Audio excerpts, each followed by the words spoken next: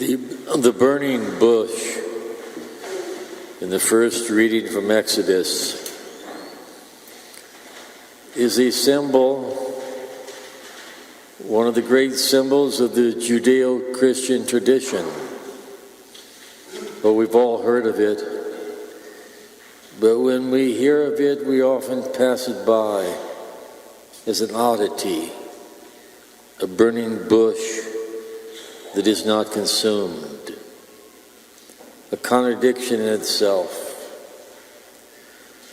But it stands for so many different things in the Judeo-Christian tradition. It stands for contemplation. It refers at times to the enduring radiance of someone who has been elevated to a higher form. The burning bush can refer, and it does refer, to someone like Moses who's on fire with the love of God, with great enthusiasm and passion to do something for God and for others. St. Irenaeus defined the glory of God as a person fully alive, somewhat similar to the burning bush that's not consumed. When we are in the presence of God, the fire does not go out.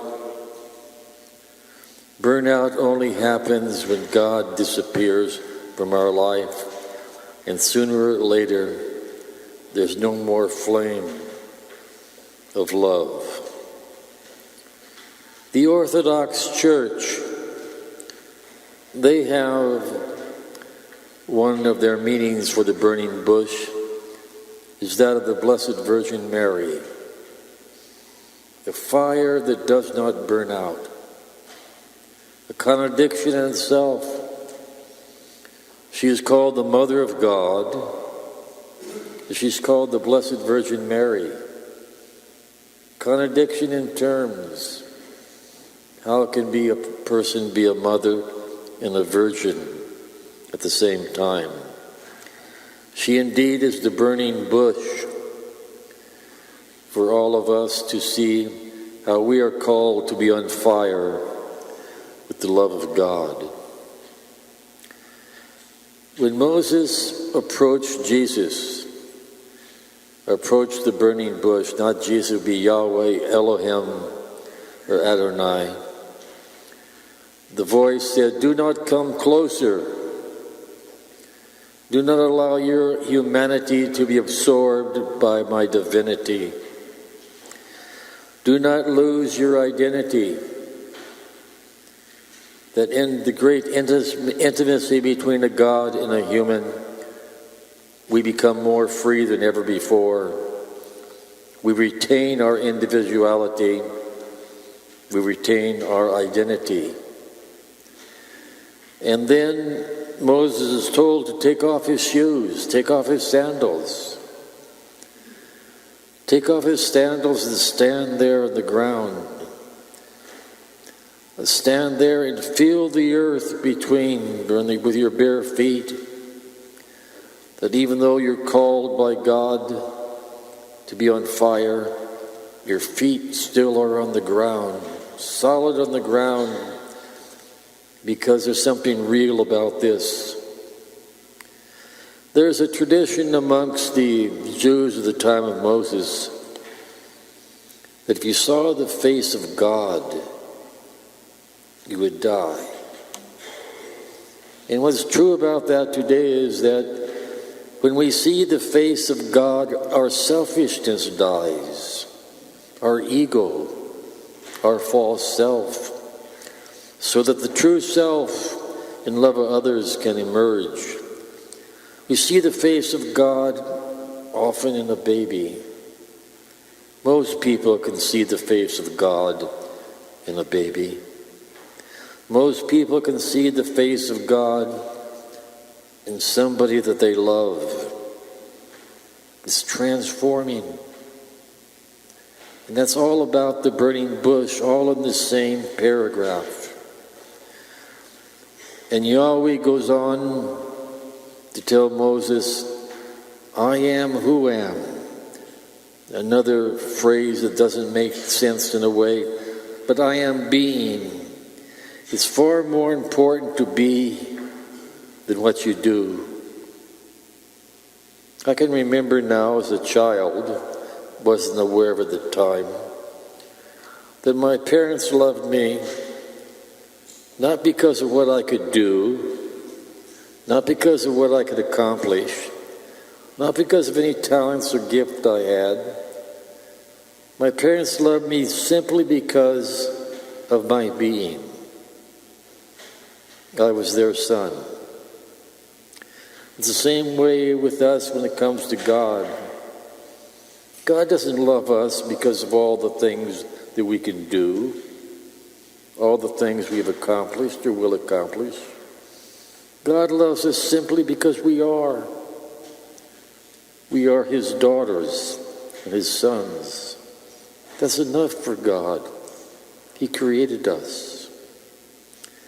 Now, this whole story about the burning bush isn't just a prayer or contemplation.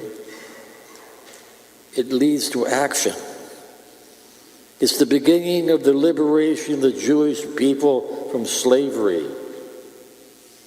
That Moses is told to go to the Pharaoh, to work out with him the freedom of the people from slavery. The burning bush is a symbol of us, if we suffer from an addiction, of how we're going to get over the addiction. The difference between having an addiction and having intimacy with God is that with God we're completely free to leave at any time. To walk away from Him, to renounce Him, because you have that freedom. It's not that way with an addiction. You just can't walk away from it because we're not free. We're compelled by the substance or the thing that we're addicted to.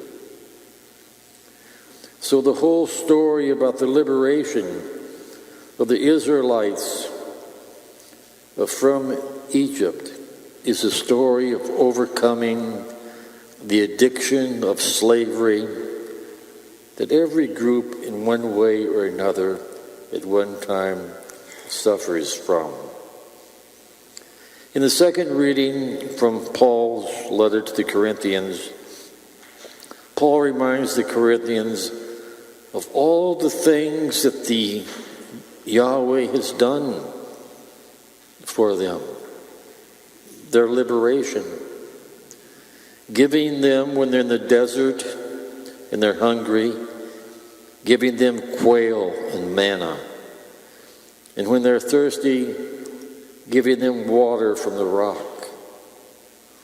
God does other things for us. And like the Jews in the desert, often we wonder, perhaps we're better off where we were before. The Jews felt that if they were back in Egypt, they had 3 meals a day. And here in the desert, when they're headed towards the promised land, they don't have really what they would like.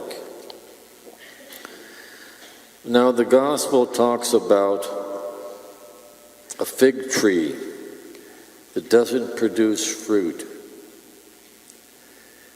We all have at our disposal a burning bush that is not consumed. Are we going to treat it, or are we going to leave it something like a fig tree that doesn't bear fruit?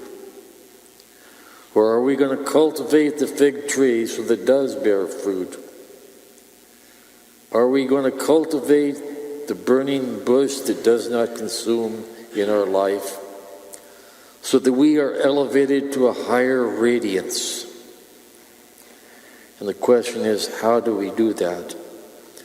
How do we create in our own heart a burning bush that is not consumed? a fire of love that's there. Elizabeth Barrett Browning said that the earth is crammed full of God. Every common bush is set on fire. Those that see it take off their shoes, while the rest just pick blackberries. Are we going to see the burning bush in our lives? And are we going to let that blaze forth in our hearts and in our lives so that we reach out to God and reach out to others?